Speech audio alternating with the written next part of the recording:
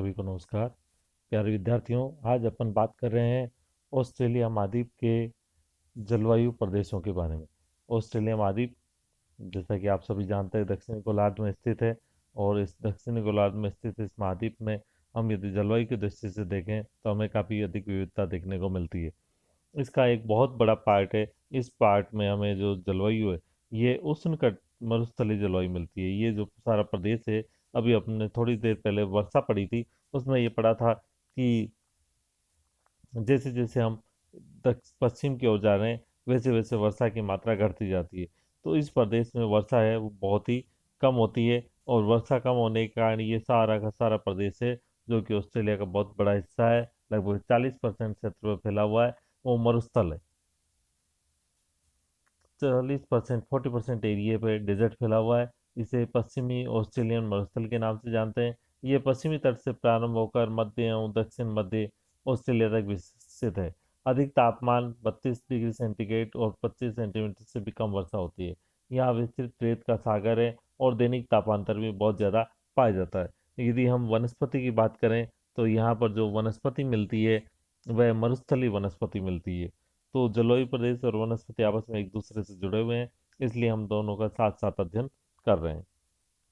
इसके बाद में दूसरा जो मेन प्रदेश है, वह प्रदेश है अर्ध शुष्क जलवायु का प्रदेश। जैसा कि आप ये तिरछी लाइन से देख रहे हैं, ये वाला एरिया और ये वाला एरिया, ये पूरा का पूरा अर्ध शुष्क यानी सेमी एरिड जोन वाला एरिया है। और यहाँ वर्षा जो होती है वो 25 सेंटीमीटर से 50 सेंटीमीटर तक वर्षा होती है। और यहाँ पर जो वनस्पति की दृष्टि से देखें, प्राकृतिक वनस्पति की दृष्टि से, तो यहाँ पर घास के मैदान पाए जाते हैं। और घास के मैदानों को यहाँ पर उस घास के मैदान या सवाना के नाम से इन मैदानों को जाना जाता है। तो यहाँ की जलवायु की बात करें हम, तो यहाँ सेमी एरिड जोन के अंतर्गत आता है। और यदि जलवायु के साथ वनस्पति का भी अध्ययन करना चाहें और वनस्पति की दृष्टि से देखें, तो यहाँ पर जो वनस्पति मिलती है वो उष्ण घास के मैदान के नाम से जानी जाती है। नेक्स्ट अपन बात करें थर्ड नंबर पे, तो थर्ड नंबर की जो हमारी वनस्पति है, उसे हमने कहा है उष्ण आर्द्र जलवायु। यानी ऐसी जलवायु जो उष्ण भी है और आर्द्र भी है। इस तरह की जलवायु ऑस्ट्रेलिया की उत्तरी भाग में पाई जाती है, जिसका तापमान अधिक तथा वर्षा 75 से 100 सेंटीमीटर के आसपास वर्षा भी अपन ने पड़ी।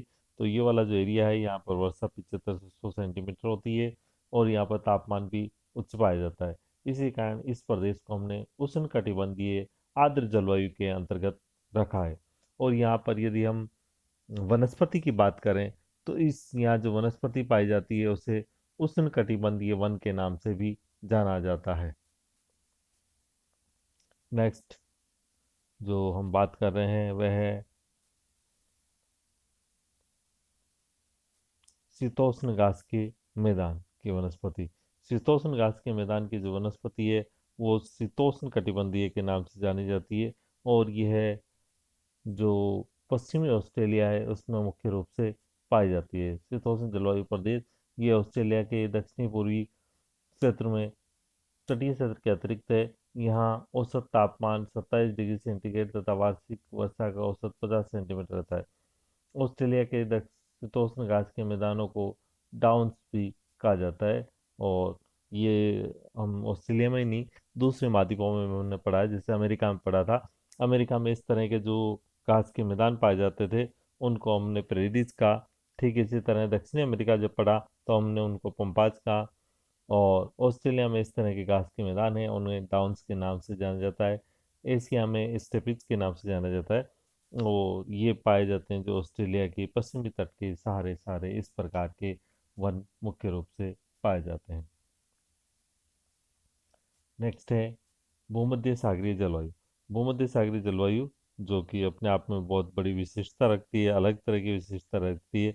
और ये ऑस्ट्रेलिया में दो भागों में पाई जाती है, एक पश्चिमी तट पर पाई जाती है और दूसरी आपका जो डाउन्स घास के मैदान है उनके आसपास के क्षेत्रों के दक्षिण में पाई जाती है। भूमध्य रेखीय जो जलवायु है, ये पश्चिमी ऑस्ट्रेलिया के दक्षिण पश्चिमी भाग तथा दक्षिणी पूर्वी ऑस्ट्रेलिया के विक्टोरिया प्रांत के पश्चिम में है। यहाँ तापमान 20 डिग्री से 27 डिग्री सेंटीग्रेड होता है। और आप सभी जानते हो भूमध्य सागरीय जलवायु हम उसे कहते हैं जिसमें शीतकाल में वर्षा होती है। बाकी सभी जलवायु में अधिकांश में ग्रीष्म काल में वर्षा होती है, लेकिन ये जो भूमध्य सागरीय जलवायु का क्षेत्र ही एकमात्र ऐसा क्षेत्र है जहाँ वर्षा शीतकाल में होती है। नेक्स्ट है कोष्ण शीतोष्ण पूर्वी क्षेत्र। कोष्ण शीतोष्ण पूर्वी क्षेत्र ये पूर्वी तट के सारे सारे है।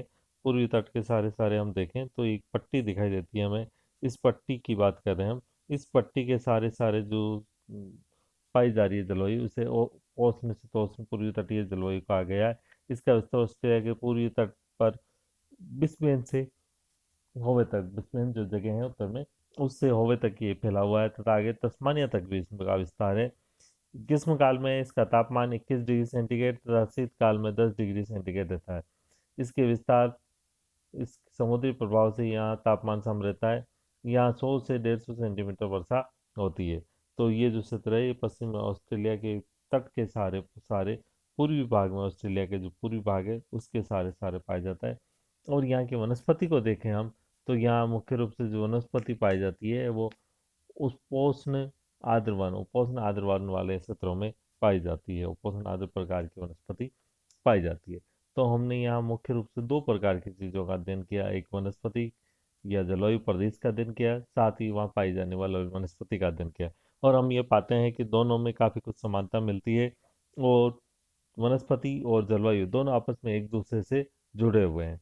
जिस तरह हम शीत शीतोष्ण वनों की बात करें, शीत शीतोष्ण वनों के जो विस्तार है ये मुख्य रूप से शीत शीतोष्ण जलवायु के कारण बीच पाइन यूकेलिप्टस इत्यादि के वन मिलते हैं, और तस्मानिया के जो आसपास के क्षेत्र हैं उसमें शीत शीतोष्ण वन मिलते हैं। मरुस्थली के बारे में हम अध्ययन कर चुके हैं। मरुस्थली जो बहुत बड़ा पार्ट को कवर किया हुआ है, इस मरुस्थली जलवायु में भी अल्प घास के क्षेत्र भी अलग थोड़े से विकसित हैं। उनका जो विस्तार है वो यहाँ पर जो उत्तरी भाग है उनमें मुख्य रूप से उत्तरी और मध्य भाग में पाया जाता है। तो यह प्रमुख क्षेत्र थे जो कि वनस्पति और जलवायु दोनों को रिप्रेजेंट कर रहे थे और जलवायु प्रदेश और वनस्पति प्रदेश को अभिव्यक्त कर रहे थे।